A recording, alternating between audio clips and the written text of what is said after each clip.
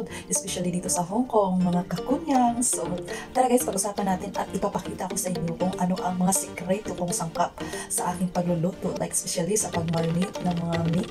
So, ayan. So, ngayon guys, papakita ko sa inyo. So, bago po ang lahat niyan ay gusto ko lang po magpasalamat sa lahat ng mga sumusuporta sa akin. Kahit konti lang yung mga subscribers natin guys. Thank you pa rin dahil nandiyan kayo. At sa mga bago pa lang dyan na nag-view sa aking video, sa aking YouTube channel, please don't forget to like and subscribe. So, paki-share na rin sa aking mga videos. And thank you so much. Thank you. So, ngayon guys, may nagsabi sa akin na ipapakita ko daw kung ano yung mga sangkap ko sa aking pagmamarinate at sa aking mga niluluto, especially sa mga pagkain talaga na like may na-marinate and lahat na guys. So, ito yung mga sikreto ko, ipapakita ko sa inyo. Tara! So, ito na nga guys, ipapakita ko na po sa inyo lahat. Ayan po, magsimula tayo dito. Ayan, itutuloy ko muna kayo at saka bago ko i-explain sa inyo. Ayan.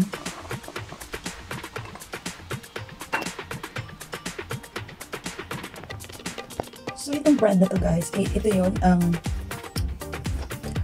hindi ko alam kung paano to bigkasin guys, pero ita-try ko, i-correct nyo ako kung mali ako. Kasi nahihirapan talaga ako magtumang sa totoo lang.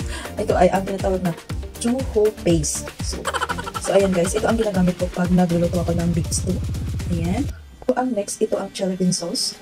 Ito ang ginagamit ko kapag nagluto ako ng tofu, mapo tofu. And pwede rin to sa kahit ano guys kung gusto niyo ng chili. Hindi naman to masyadong maanghang. Ito guys, kapag marinate kayo i-stir fry nyo ang pork or any kind of meat na pork, pwede sa yung giniling, minced pork. And ang ginagamit ko dito mostly ay pag nag-steam ako ng pork ribs or yung ano pa bang tawag doon, basta may buto-buto guys. Ito yun. Masarap to, timplado na siya. So, itong chili sauce ay ginagamit lang nila kapag sila ay nag-hotpot. So ito naman guys ay sesame oil, maraming klaseng sesame oil. Ito ay binili ni Amo. So ang ginagamit ko ay pag nag-market ako, pag nag-grocery ako, ito yung ginagamit ko talaga mostly. Ito yung sesame oil. Ito naman guys ay ginagamit ko tuwing ako ay nag-steam ng isda. So ito lang, ginagamit ko ng 2 tablespoon lang. So ayan. Ito naman ay ito talaga lahat ang ginagamit ko pag like nag-marinate ako at saka pang timpla ko. Ito ang madalas kong ginagamit. Ito lang, minsan kasi pag nilagyan natin ng soy sauce na masyadong maalat, ito okay na to kahit ito lang. Ito yung ginagamit kong oyster at ito rin ang kadalasan kong ginagamit na brand. Ayan, Likomki. Ayan. So guys, hindi talaga nawawala ang cooking wine sa tuwing tayo ay nagluluto. Ganito talaga sila dito. Maraming mga kaipika na ilalagay. Ito ay pang tender juicy daw kapag ang niluluto natin ay meat.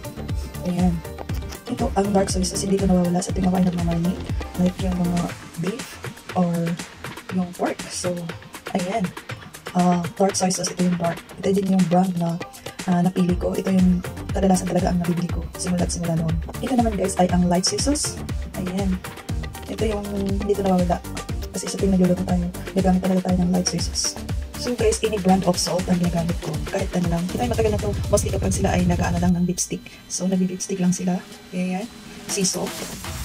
Ito yung kadalasan kong ginagamit na black pepper. So ayan. Sobrang tagal tumambos guys. Matagal na to pero solid siya. Mura lang din to guys. Itong Del Monte ketchup, ito yung ginagamit ko sa tuwing ako magluluto ng sweet and sour pork or any sweet and sour. Maraming iba't ibang klaseng ng vinegar dito guys. Merong red vinegar, white vinegar. Ito ay ginagamit ko kapag nag-sweet and sour ako. So ito naman guys ay ang dumpling sauce na vinegar. So ayan, yan yung ginagamit ko sa tuwing si Amo ay magpapaluto ng dumpling. Ayan. Maraming klase ding dumpling guys. Merong steam lang and meron ding ipa-fry. Pag ipa-fry, ito yung nire-request niya na vinegar. So ito guys, maraming gumagamit nito. Ito yung chicken powder. Like sa atin yung, kagaya sa atin yung magic sarap or inika, kung ano pang meron sa atin na lasa pampasarap. Pero ito guys, matagal na to. Nahuli kasi yung kasama ko na gumagamit nito. Kaya di nagalit sila mo. Ayaw talaga niya ng ganito. Kaya ako nga hindi ako gumagamit nito kasi ayaw nila. And not good daw sa health. Kaya hindi ko ito ginagamit. Nandito lang to. Hindi ko siya ginagamit. Pero may mga employer talaga guys na hindi nawawala yung ganito. Kasi ito yung pampalasa. Pero yung boss ko ayaw talaga nito. So guys, nakadepende po lahat yan sa amo kung ano yung mga gagamitin mo sa kitchen na sangkap na iluluto mo. Nakadepende po lahat yan. At ito ding oil guys. Paiba-iba yung mga brand na ginagamit namin. So pag si boss ang mamimili, malakihan yan na oil na bibilhin niya. Pero ito ay binili ko lang kasi naubusan kami. Pero ibang brand yung ginagamit niya. So, nakadepende po lahat talaga guys kung ano yung brand na gusto ng amo nyo. Nasa kanila po lahat, hindi po pare-pareho. So, ayan, ang cornstarch, hindi nawawala yun pag nag-marinate tayo.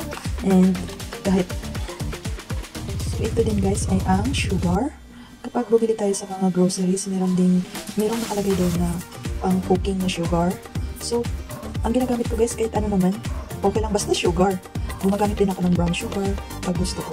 So, ito lang guys, hindi ito nawawala talaga pag nag-marinate kahit ano, kahit gulay nga guys, nilalagyan ng sugar.